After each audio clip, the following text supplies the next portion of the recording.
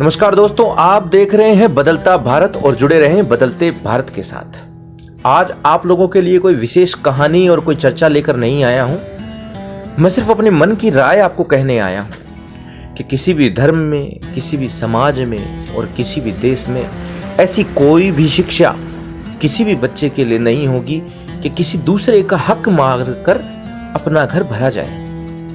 ये पाप की श्रेणी में आता है और इससे सबको बचना चाहिए। दोस्तों, इसके पीछे मुख्य उदाहरण मैं आपको ये देना चाहूंगा कि धरती में जब आप कोई भी एक बीज डालते हैं तो वो आपको 1000 गुना मिलता है। याद है ना, जब आप एक गेहूं का दाना डालते हैं तो उस गेहूं पर लगने वाले पौधे पर 1000 गेहूं के दाने निकलते हैं।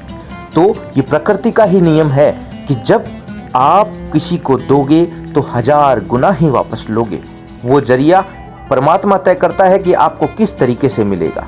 जरूरी नहीं आपको पैसा ही दिया जाए, उतने पैसे की बहुत बड़ी खुशी भी दी जा सकती है जिसे आप कभी भी हासिल नहीं कर सकते हैं, ना ही खरीद सकते हैं। तो हम मुख्य बात पर आते हैं।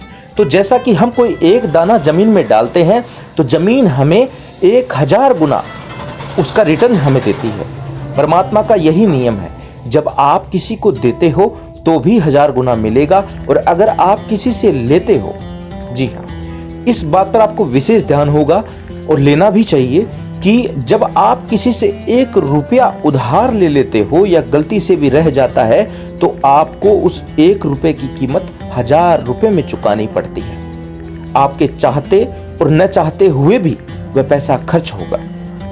तो आप कोशिश करें कि किसी भी दुकान पर जाएं, कोई भी सामान खरीदें तो आप उसकी उचित कीमत और मूल्य दोनों में निर्धारित कर लें, यानी बेचने वाले और खरीदने वाले में। और उसके बाद जरा भी कोशिश न करें कि किसी का 1 रुपया गलत आ जाए। अगर आपका 500 रुपया वहाँ गलती से रह गया हो तो दुकानदार की भी यही कर्तव्य बनता है कि वह उस पैसे को लौटाए, अन्यथा उस 500 के उसे कितने गुने देना होगा वो आप भली भांति जान चुके हैं। उदाहरण के तौर पर जब हम किसी पड़ोसी से कोई खाना लेते हैं या किसी के घर पर कुछ खाना आता है तो आप जानते होंगे पुराने समय के लोग अपने घर पर आए हुए बर्तन को खाली हाथ नहीं लौटाते थे। ये सभ्य समाज की निशानी थी। लेकिन आजकल कोई हमें अगर किसी प्लेट में पड़ोसी हमें रसगुल्ले भी देता है तो हम अगले दिन उसे साफ कर दे देते हैं, जबकि परमात्मा, सृष्टि और इस समाज का ये हमेशा से नियम रहा है कि हम वह खाली प्लेट न देकर कोई भी अच्छी चीज बनाकर उसी प्लेट में उन्हें वापस दिया जाए, क्योंकि ये वही नियम है कि जैसा लोगे उससे कई गुना आप दोगे। किसी का भी आप खाने की चेष्टा न करें, आप खाएंगे तो आप वहीं रह जाएंगे जहां है। ये सिर्फ मेरी मनोइच्छा थी और मन का विचार था जो मैंने आपसे साझा किया है। बाकी आप खुद अपने ऊपर निर्भर करते हैं कि आपको क्या करना है।